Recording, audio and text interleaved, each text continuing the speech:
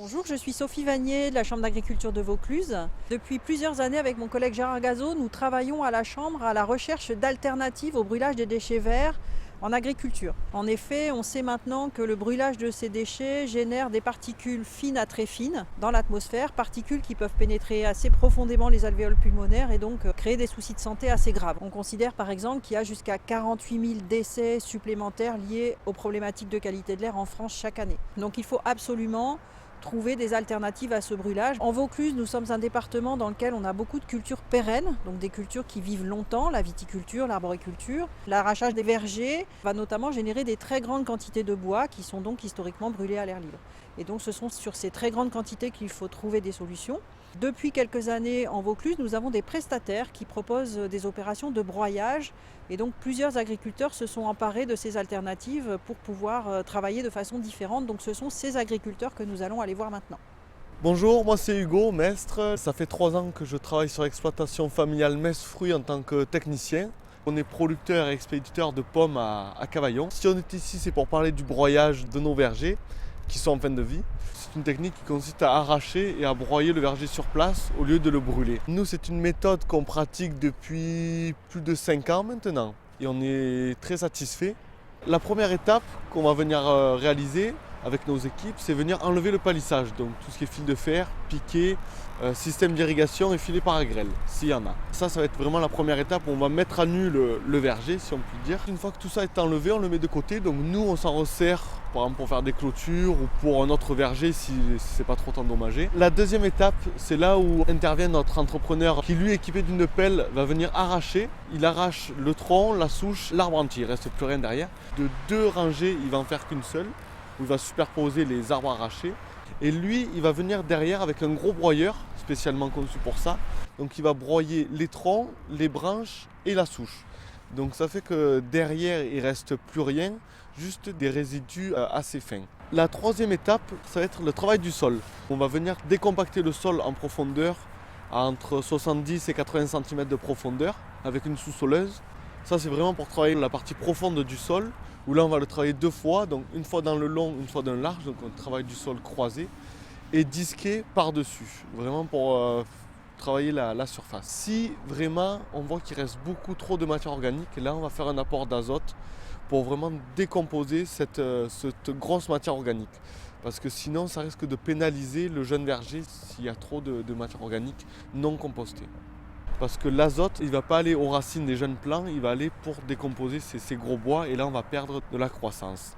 Les avantages de broyer par rapport à brûler, bon déjà que ce soit au niveau de rapidité, parce qu'il faut savoir qu'une fois que le verger est à nu, que l'entrepreneur est sur place, en 2 jours, il peut faire 2 hectares, hein, c'est très rapide. L'arrachage, brûlage, lui, met beaucoup plus de temps parce qu'on va venir arracher.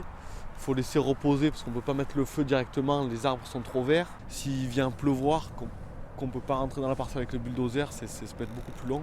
L'autre avantage du broyage, c'est qu'il y a beaucoup moins de tassement parce qu'il n'y a pas de bulldozer qui va venir tourner autour d'un feu, tourner, virer dans un sens, dans l'autre. D'un point de vue économique, il faut savoir que les 2 systèmes se valent. Il n'y en a pas un qui est moins cher que l'autre. On est sur la même base de prix à l'hectare. Le broyage coûte pas cher, mais c'est ce qui va être au préalable qui va coûter cher.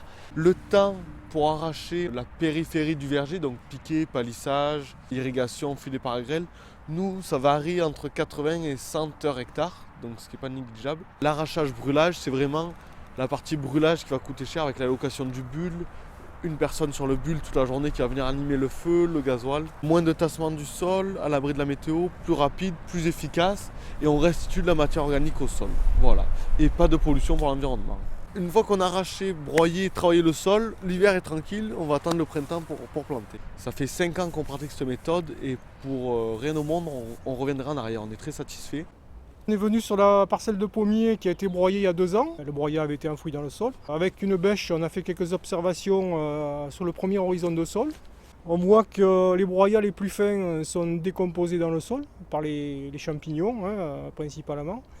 Il reste encore quelques broyats grossiers. Il y a pas mal de vers de terre qui sont en train de décomposer la matière organique à leur tour là, et de l'enfouir dans le sol. Donc c'est très intéressant sur le plan agronomique, sur le plan de la fertilité biologique et physique du sol. La capacité de rétention en eau est améliorée par cet apport de matière organique et puis on voit aussi que la fertilité liée à la porosité et à la perméabilité aussi est nettement améliorée. Ce qui est intéressant dans ces sols limoneux qui sont quand même sensibles au tassement. Je suis Vincent Ambeau, SCE à la Durelle, à l'Histoire à Sorgue. Je suis exploitant, producteur cerises, poires, pommes et vignes raisin de table en bio. On a mis en place l'arrachage et le broyage sur l'exploitation depuis une dizaine d'années, sur plusieurs cultures, sur de la cerise, sur de la pomme. C'était un choix voulu avec notre technicien de chambre, Guillaume Séverac. Pour mettre en place du broyage, déjà nous on commence par enlever tout ce qui est palissage. Ensuite on fait appel à un entrepreneur pour ce qui est de l'arrachage et du broyage. Une fois que le broyage est fait avec un broyeur forestier, nous on repasse derrière avec nos broyeurs en marteau pour qu'on ait les plus petits morceaux de bois possibles pour que ça puisse se dégrader dans le sol le plus rapidement et le mieux possible, parce que les sols ne peuvent pas tout assimiler. Il y avait pas mal d'avantages, notamment quand on enfouissait les copeaux de bois, ça nous permettait de maintenir un taux hydrique un peu plus important. Cette hygrométrie dans le sol qui dure un peu plus longtemps, ça c'est quand même pas mal. L'avantage du broyage, c'est qu'on peut le faire à n'importe quelle saison. Par exemple, là, on arrache du cerisier au mois de juillet. Fin juillet, ça peut être broyé, on n'en parle plus. Le terrain, on peut le travailler par la suite et le laisser en repos jusqu'au printemps d'après. Quand on fait un brûlage, on utilise les bulldozers pour bouger les feux, les pousser. Ça tasse énormément autour des tas. Ça va damer le terrain, mais vraiment damer le terrain. Alors que du broyage, il y a le passage de la pelle, le passage du broyeur ou des broyeurs, c'est des passages linéaires, ça fait toujours beaucoup moins de passages qu'un engin qui tourne sur place pour tenir un feu attisé. Et puis c'est une aisance de travail. La seule chose auquel on dépend, c'est de l'entrepreneur si on n'est pas équipé en matériel.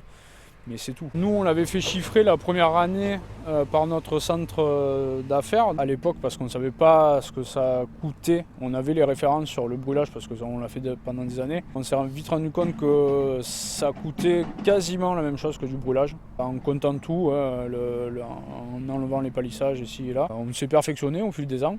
Il faut essayer.